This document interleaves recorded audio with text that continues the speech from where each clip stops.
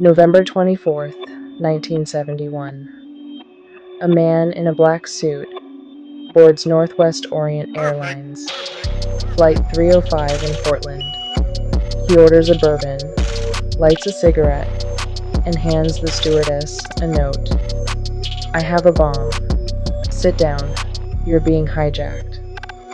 20 minutes later, he's holding $200,000 in cash. 30 minutes after that, he jumps into a thunderstorm over the Washington wilderness. And then, poof, no body, no parachute, no money, just a single clip-on tie left on his seat, and an FBI case that's been gathering dust for 50 years.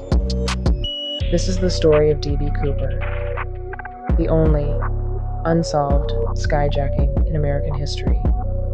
And the closer you look, the less sense it makes. Cooper gave his name as Dan Cooper. The DB came from a reporter's typo. He was mid-40s, 5'10", with a nondescript face. The flight attendants later said he was polite, even returning the change from his bourbon. But his boarding pass? Fake. His fingerprints? Wiped. Clean from the soda can he touched. Most telling, he knew exactly how long it would take to get the money, demanding a 30-minute fuel stop in Seattle where the cash was waiting. This wasn't panic, it was practice. At 8:13 p.m., over the Lewis River Valley, Cooper lowered the plane's rear stairs and jumped into 200 miles per hour winds. The pilots felt the weight shift. The stewardess saw the stairs flapping open into blackness. And then, nothing. No parachute sighting, no distress signal, just rain, darkness, and a man who should have been dead on impact. Agents assumed Cooper died in the jump. They didn't search the woods for 3 days, by which time any trail was gone.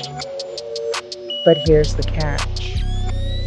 The parachute he took was a training chute. Unsteerable, almost certain suicide. Unless he knew it wouldn't kill him. In 1980, a boy found $5,800 of Cooper's cash, still bundled, on the Columbia River's banks. The serial numbers matched, but the location made no sense. 20 miles from his jump zone, untouched by animals, with no other debris, as if someone placed it there. Years later, in 2001, the FBI tested Cooper's left-behind tie. They found rare earth elements, cerium and strontium sulfide, used in 1960s aerospace tech. The kicker? Boeing was testing parachute systems 40 miles from Cooper's jump site in 1971. Coincidence?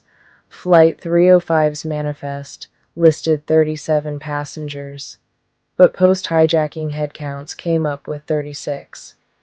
The FBI insists it was a clerical error, but in 2011, a former ticket agent swore.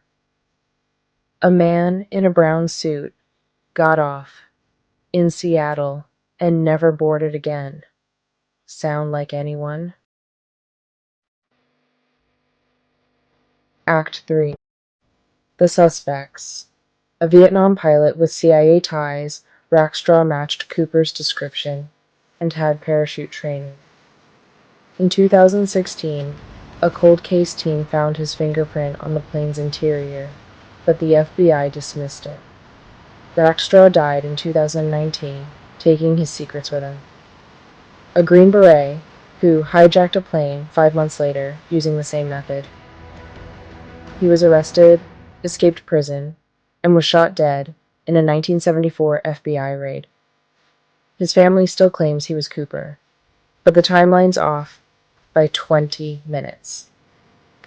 In 2011, a woman claimed her Uncle Lynn was D.B. Cooper.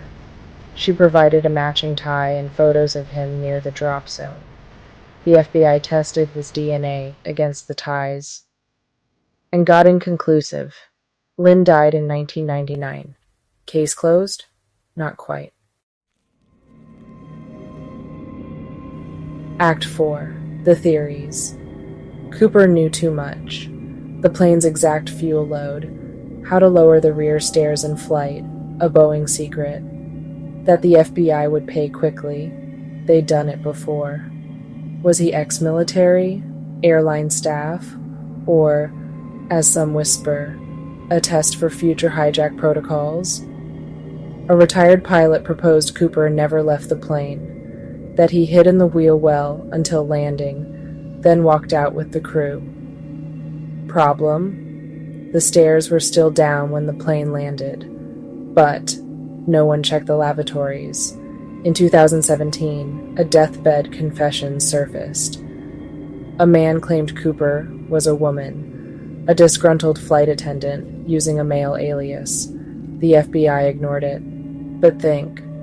The hijacker's hands were described as soft, his voice calm, almost melodic, and that clip-on tie, easily faked. So, who was D.B. Cooper? A criminal genius? A ghost? Or just a guy who got insanely lucky one rainy night? The FBI closed the case in 2016, but left one file sealed until 2071. Guess we'll have to wait. If you love a mystery that refuses to die, subscribe before another Cooper clue washes ashore. Comment your theory. Did he survive? Was it a hoax? Share this with your most conspiracy-obsessed friend. I'm Liz, and remember, next time you're on a night flight, check the rear stairs.